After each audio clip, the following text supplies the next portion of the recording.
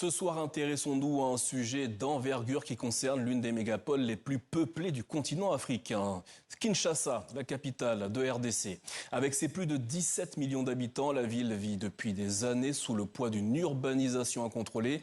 Face à ce défi colossal, les autorités congolaises ont décidé de frapper fort avec un projet ambitieux, l'extension de la capitale. Pour nous parler de ce projet qui pourrait durablement transformer le visage de la capitale congolaise, nous sommes ce soir en présence de Thierry Katembwe Mbala, coordonnateur principal du comité stratégique de supervision du projet d'extension de Kinshasa.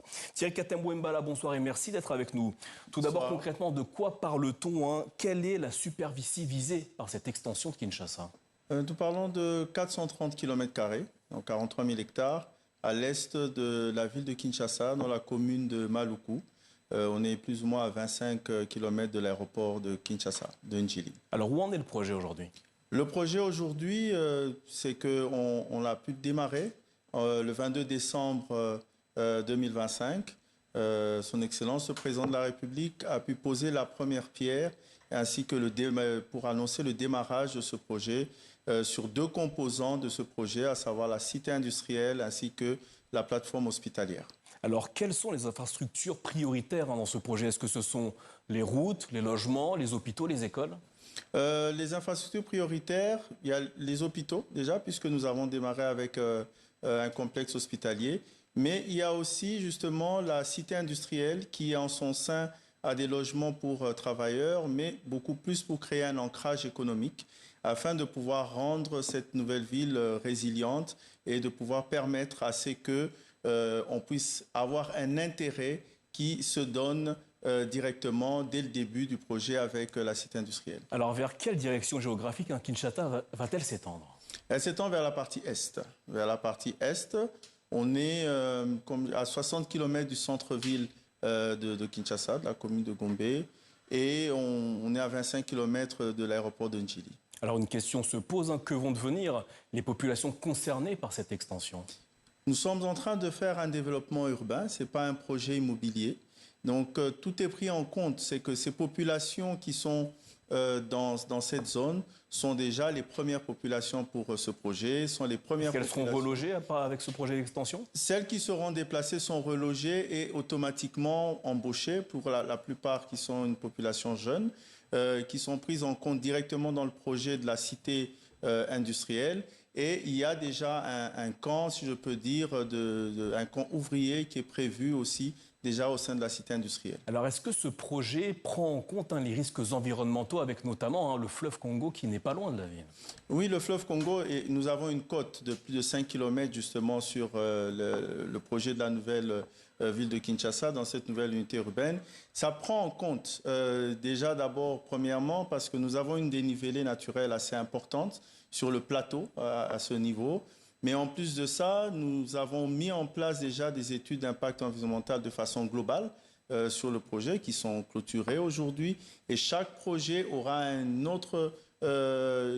sorte d'étude supplémentaire qui sera faite pour chaque projet. Donc, les inondations sont prises en compte. Justement, c'est la question que je souhaitais vous poser. Régulièrement, le fleuve Congo sort de son lit, ce qui provoque d'importantes inondations, notamment à Kinshasa. Comment comptez-vous régler, endiguer cette menace? Oui, cette menace, nous l'endiguons directement à partir de notre plan directeur, de notre master plan principal que nous sommes en train de constituer en ce moment, parce que nous avons, au préalable, avant de mettre en place le plan d'occupation, nous avons fait une étude pour avoir la connaissance sur la qualité des différents sols, ainsi que les zones constructibles ou non constructibles, dites non edificandi.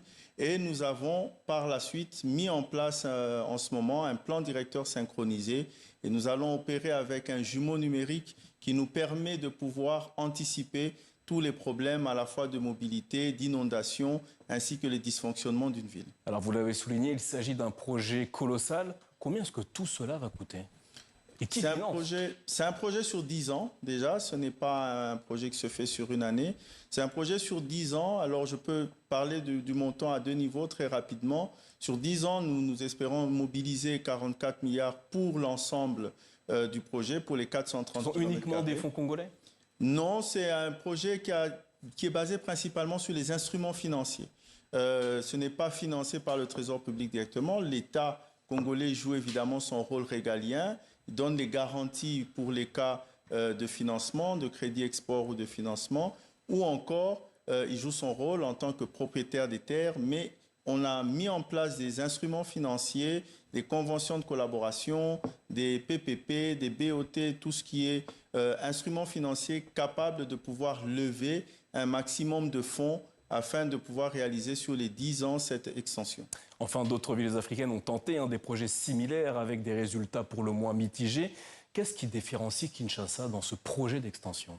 Ça différencie Kinshasa dans ce projet d'extension parce que je pense que c'est avec l'arrivée du président Tshisekedi qui a eu cette ambition après 66 ans aujourd'hui, si je peux le dire, parce que depuis le plan urbain qui a été fait pour Kinshasa alors au moment de l'indépendance, plus aucun de plan d'urbanisation générale a été fait. Alors qu'aujourd'hui, nous avons une population qui gravite autour des 17 millions. À l'époque, c'était planifié pour autour de 1 million. Et aujourd'hui, rien qu'avec la pression démographique que nous avons, on voit ce qui se passe à Kinshasa aujourd'hui. Ce projet est différent pour les autres capitales parce qu'il tombe à un moment où on est aux urgences. Thierry Katembwe Mbala, merci infiniment d'être venu nous présenter ce projet d'extension de Kinshasa, la capitale congolaise. Merci à vous.